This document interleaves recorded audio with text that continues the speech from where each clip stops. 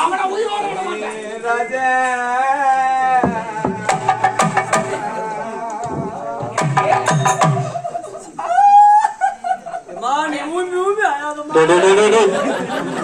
தேம்பி தேம்பி ஆயாதுன்னு சொல்றான். என்னம்மா அவன் கூட்டுக்காரர் செத்துட்டாரன்னா ஆயிராங்களா?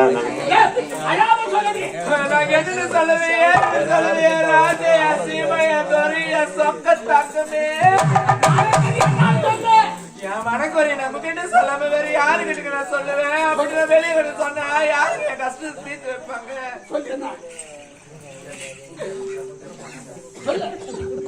நான் சொல்ல போற செய்தி கேட்டு நீங்க எந்த நிலைமைக்கு ஆளாவீங்கன்னே தெரியலையே. என் மனசுல வச்சுக்காம நான் சொல்றேங்க. அத்தான் என்கிட்ட என்ன சொன்னீங்க?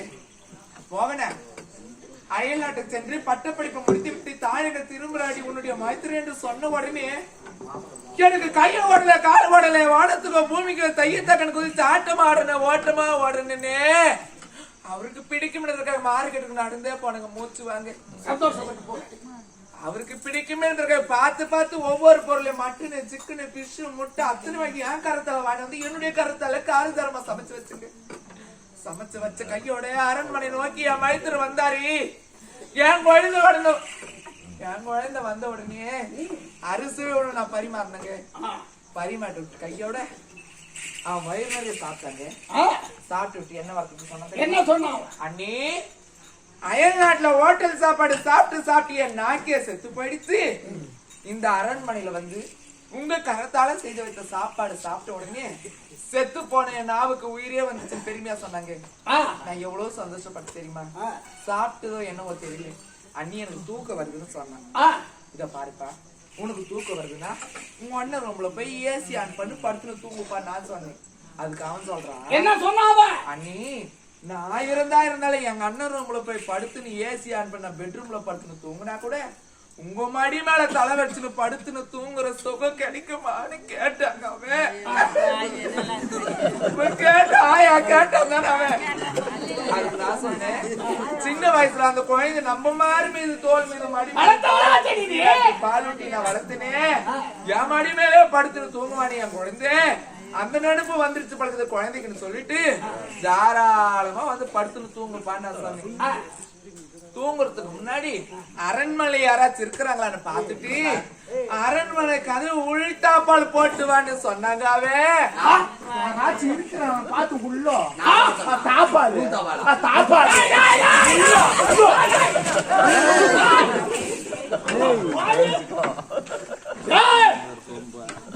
இவனை நம்ப மாட்டேன். செய்தாலும் செய்திருப்பான். கதவையில உள்தாப்பால் யாராச்சும் இருக்கிறாங்களான்னு பார்த்து உள்ள தாப்பால் தாப்பால் உள்ள உடம்பு குழி பறித்து விட்டானே. அனைத்து கதவை உள்தாப்பால் போட சொன்ன எதுக்கு போட சொல்லிருப்பாங்க?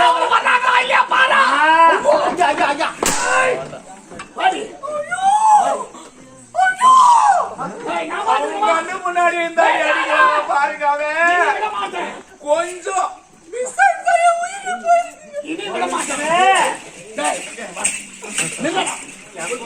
நீங்க இருக்கிற ஜெயிச்சன வரேன் நானுங்க.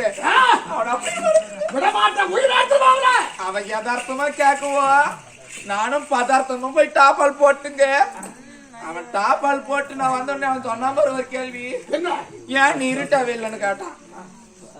லைட் எரியுது பண்ணு, லைட்ல ஆஃப் பண்ணுங்க.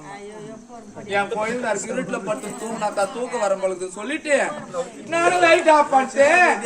ஐயோன்னு கத்துனா என் குழந்தை இருட்டு பார்த்தோன்னா அலர்ந்து சொல்லிட்டு ஓட்டமா ஓட்ட என்னப்பா ஆச்சுன்னு கேட்ட உடனே இப்படி கை வச்ச மேல என் மேல இப்படி முடிச்சிட்டாங்க. புடிச்சு வரீங்க, ஏன்ப்பா மேல கை வைக்கிற, என்ன பாச்சு அப்படின்னு கேட்டதுக்கு அண்ணி சொல்றேன்னு தப்பா நினைச்சுக்காதீங்க. இந்த இரவில் தெரியும் நிலவை போல இந்த இருட்டுல கூட இவ்வளவு பிரகாசமா சொல்லிக்கிறீங்க, என்ன காரணம்? வர்ணிக்கிறான் வர்ணிக்கிறான் தளபதி யாரு? வர்ணிக்கிறான் எவ்வளவு மாற்றமா மாத்திருக்கிறான் பாரு. வர்ணிக்கிறான் இருட்டுல கூட வர்ணிக்கிறான். தளபதி யாரு? ஆ, இருட்டுல கூட முகம் வந்து பிரகாசம் கொஞ்சம் அது ஒரு பிரகாசமா பிரகாசமா சொல்லி சத்ரசாகர் இப்படி எல்லாம் சொன்னா மயங்குவாடாவா? யாருக்காக பிறந்தாவா? யாருக்காக? எனக்காக பிறந்தா. அது என்ன தவிர வேற யாரும் ஏழு பார்த்தது கிடையாது. ஏய், வாடா. அப்பேற்பட்ட உத்தமியவா அவளை வந்து வர்ணிச்சா அவன் மயங்கிடுவான் நினைக்கிறியாடா? மயங்க மாட்டான் சொல்ல நீ. என்னங்க அவருக்கு சொன்னாரு, சொன்ன உடனே ஏன்பா அப்படிலாம் சொல்ற, இப்படி எல்லாம் பேசாதப்ப எனக்கு ஒரு மாதிரி கூச்சமா இருக்குது, ஒண்ணு கூட இது வரைக்கும் என்ன பார்த்து இப்படி ஒரு வார்த்தை சொன்னது கிடையாது அப்படி சொன்னது. அவன் சொல்றாங்க, குழந்தை நிறுத்துங்க அண்ணி, நீங்க வெளுத்ததெல்லாம் பாலும் கருத்ததெல்லாம் நீரை நினைச்சிட்டு இருக்கீங்க, அத வெளி உலகமே தெரியாம இருக்கிறீங்க. நான் சொல்றேன் தப்பா நினைச்சுக்காதீங்க. அவர் கட்டி நீங்க என்னத்த சுகத்தை கண்டீங்க? ஒரு சுகத்தையும் காணல. நீங்களும் சின்ன பொண்ணா இருக்கிறீங்க, நானும் சின்ன பையனா இருக்கிறேன். அந்த கிழமை ஒரு பீஸ் போன பல்பு, அவன் ஒரு வேலைக்கு உதவாதுவேன், அவன் சுத்தமான முழு கிழமை. அதனால நம்ம ரெண்டு பேரும் இந்த அரண் ஒரு செட்டிங் வச்சுக்கலாம்.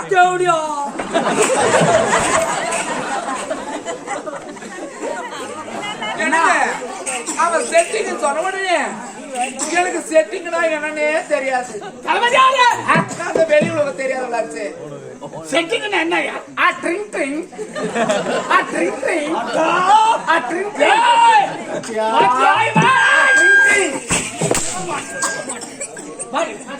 என்னங்க ஐயோ ஒன்மை தவிர இந்த மனசுல நான் வேற யாரும் நினைச்சது கிடையாது. இந்த உடல் பொருள் ஆவி அத்தனையுமே ஒன்னுக்கே சொந்தமாகப்பட்டது.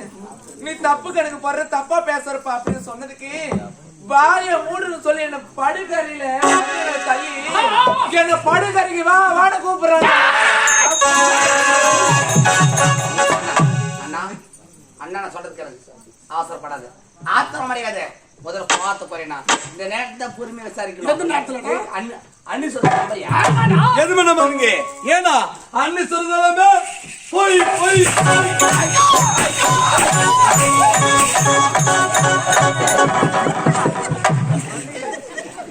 என்னடா ஏடா மாமிசல ஓடுறேன்னு ஓடுறேன்.